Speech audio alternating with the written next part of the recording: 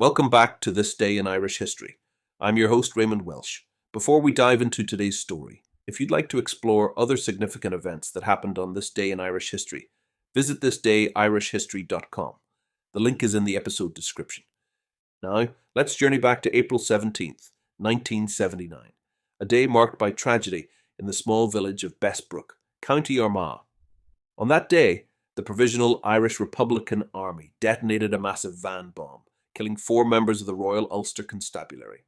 It was one of the deadliest single attacks on the RUC during the Troubles, and it shook not just the village, but the entire island. To understand the magnitude of this event, one must first understand Besbrook's role during this period.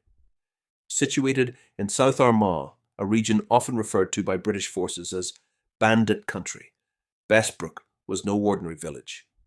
Once a model Quaker settlement known for its linen industry and tight-knit community life, by the 1970s it had become one of the most militarized zones in Europe. British Army watchtowers loomed overhead, checkpoints monitored all routes in and out, and helicopters routinely ferried troops above the tight, winding roads that were too dangerous to patrol by land. The RUC officers who were killed, Paul Gray, Richard Baird, Robert Lockhart, and Robert Nyrak, were caught in a meticulously planned ambush. The van, loaded with explosives and parked near the local police station, was detonated by remote control as the officers were passing by in their patrol vehicle. The explosion was so powerful that it left a crater in the road and sent debris flying for hundreds of yards. The blast was heard miles away. For a community already living under constant tension, the shockwaves were both literal and emotional. This attack was part of a broader escalation in the Provisional IRA's campaign against British security forces. From the early 1970s onward, the PIRA had evolved its tactics, moving from sporadic attacks to coordinated operations that demonstrated increasing technical sophistication and organizational capability. The Besbrook bombing, with its high-profile location and devastating loss of life, was emblematic of this shift. It also sent a chilling message. No area, no matter how heavily secured, was beyond reach.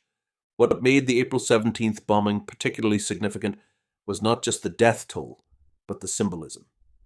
Besbrook was more than a garrison. It was a logistical hub for British operations in South Armagh, including helicopter sorties and supply chains. Attacking it struck at the heart of British authority in the region. It further underscored the asymmetrical nature of the conflict, where a small, mobile insurgent group could wreak havoc on a well-equipped state apparatus. Public reaction was mixed, and as often during the Troubles, deeply polarized. Unionists condemned the attack as barbaric terrorism, evidence that the IRA sought only destruction and bloodshed. Nationalist communities, while often privately dismayed by the loss of life, were sometimes hesitant to publicly denounce the IRA, either out of sympathy for their cause or fear of reprisals. For many civilians, regardless of allegiance, the bombing was simply another chapter in a conflict that had long since blurred the lines between war and survival. The families of the fallen officers were left to mourn in the media spotlight, their grief becoming emblematic of the broader suffering endured on all sides. For the RUC, it was a stark reminder of the daily risks officers faced, and for the British government, it was yet another indicator that a military solution to the Northern Ireland conflict remained elusive. In the years that followed, Besbrook would continue to see violence, but it would also become a symbol of resilience. With the signing of the Good Friday Agreement in 1998, the guns and bombs gradually fell silent. British military infrastructure was dismantled, and the helicopters stopped flying overhead. Besbrook slowly began to reclaim its identity, not as a flashpoint of war, but as a village striving for peace. The events of April 17th, 1979, are a stark reminder of the human cost of conflict. 4 men lost their lives that day, and countless others were scarred by the trauma. It was a day that reflected the worst of the Troubles, the pain, the fear, the sense of futility. But remembering it also allows us to measure how far the island has come in the pursuit of peace and reconciliation.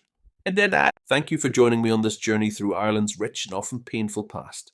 Please like and subscribe, and until next time, I'm Raymond Welsh, Slán go foil.